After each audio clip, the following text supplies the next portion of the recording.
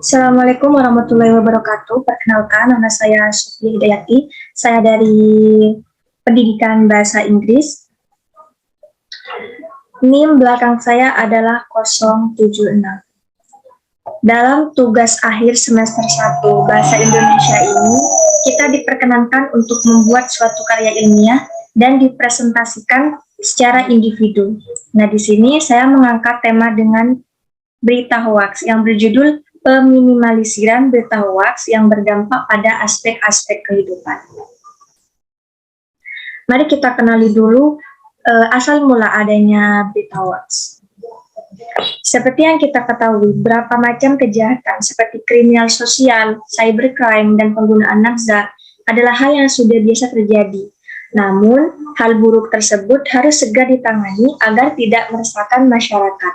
Seiring berkembangnya teknologi, tidak jarang pula cybercrime semakin kuat pada saat ini. Bahkan, di Indonesia telah terjadi 66,7 juta kejahatan yang menyerang negara kita. Kejahatan ini lebih berpengaruh besar terhadap seseorang dan negara. Cybercrime juga bisa berupa penyebaran berita hoaks, berita palsu, atau bisa disebut dengan berita hoaks, yang mana ini sangat merugikan banyak orang pada segala aspek. Mari kita kenali dulu, apa sih itu berita hoaks?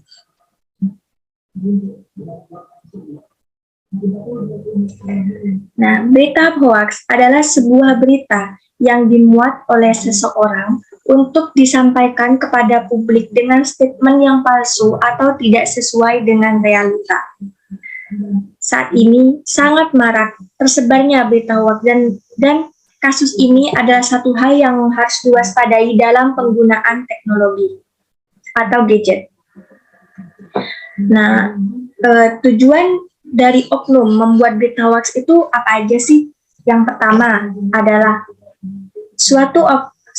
seseorang yang mempunyai dendam kepada sebuah atasannya atau orang lain, maka dari itu dia mempunyai niat untuk membuat sebuah isu palsu tentang dia, untuk menjatuhkan reputasi dia. Dan yang kedua, bisa berupa membuat masyarakat menjadi resah dengan suatu peristiwa yang palsu atau tidak ada statement yang nyata dari semua itu. Dalam kasus berita hoaks, Indonesia telah menempati peringkat ke-6 tingkat nasional dari 10 negara ya dengan penyebar berita hoaks tertinggi. Dan itu pula 67% berita hoaks itu berasal dari Facebook dan lainnya itu berasal dari media sosial pada umumnya. Tetapi 47% orang Indonesia telah mempunyai kesadaran untuk mengecek suatu berita menggunakan fact checking. Tapi tak jarang pula banyak orang yang masih minim kesadarannya. Apa macam ancaman di berbagai aspek yang diakibatkan oleh berita hoaks. Yang pertama adalah pada aspek kesehatan. Dari sini, banyak sekali berita yang dibuat-buat oleh seseorang dalam penanganan suatu penyakit. Tak jarang pula banyak orang yang mempercayai berita tersebut tanpa mengklarifikasi terlebih dahulu apa sih dampak dari penanganan tersebut jika dilakukan tanpa jangkauan medis. Dan yang kedua adalah persatuan dan kesatuan bangsa. Kadangkala berita hoaks ini bisa mengadu domba antara dua belah pihak. Dalam kata lain, ini adalah sebuah misunderstanding antara kedua belah pihak. Dan ini membuat terpecah belahnya sebuah kesatuan dan persatuan bangsa. Jika ini tidak ditangani, maka semakin besar pula permasalahannya. Bahkan yang lebih fatalnya adalah membuat keruntuhan suatu negara.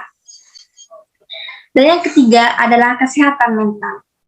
Seseorang yang tidak mempunyai rasa ingin tahu yang tinggi, itu biasanya mempunyai mental fisik yang lemah. Dengan adanya berita yang membuat kesehatan mental seorang itu lemah, akan menimbulkan traumatic stress syndrome atau bisa disebut dengan PTSD. Karena simbol ini bisa menimbulkan rasa takut atau cemas bahkan tanpa dipicu oleh sesuatu peristiwa yang mengerikan. Saat ada ekonomi perusahaan. Mengapa saya mengatakan itu? Karena ketika sebuah perusahaan mendapatkan sebuah isu buruk tentang perusahaan itu, maka tak jarang pula banyak investor yang mengundurkan diri untuk mendanai perusahaan tersebut. Ya karena apa?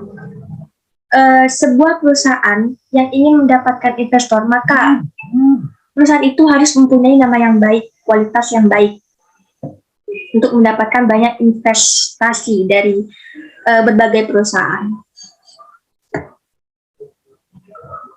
Oke, next. Nah, apa sih yang harus dilakukan oleh masyarakat? Ada dua hal yang harus dilakukan oleh masyarakat untuk menghindari dampak berita hoax, yaitu yang pertama, cek cara penulisan dan narasumbernya.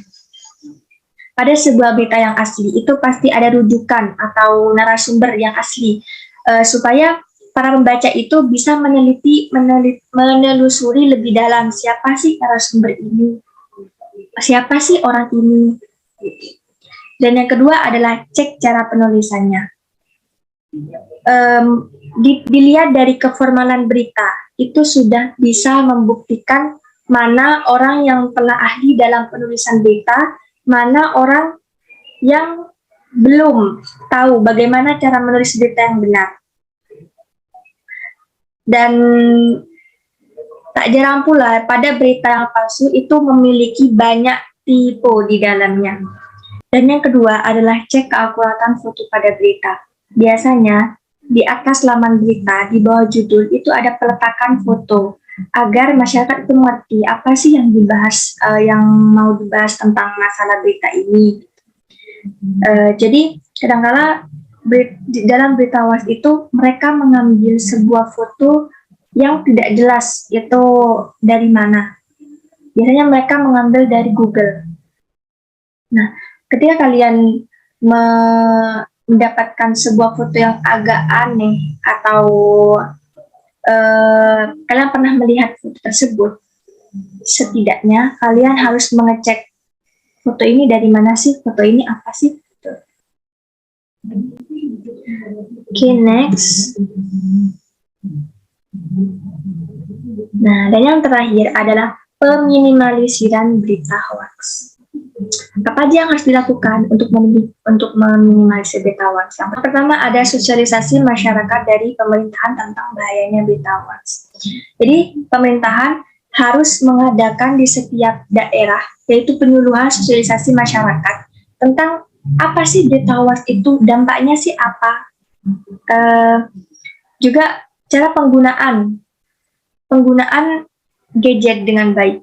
Dan yang kedua adalah pemberian sanksi pada oknum dari pemerintahan.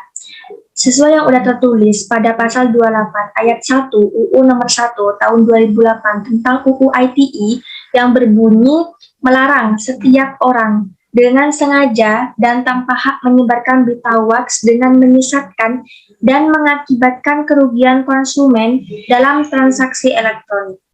Sudah jelas dijelaskan dari UU tersebut, maka setiap orang yang membuat berita palsu akan dikenakan sanksi dari pasal tersebut. Yang kedua adalah pemberlakuan polisi sosial media. Jadi setidaknya setiap bulan pemerintahan itu harus mengecek laman-laman yang ada dalam sosial media, web-web yang tersebar di sosial media. Kesimpulannya adalah berita hoax adalah sebuah cybercrime yang patut diwaspadai oleh semua orang.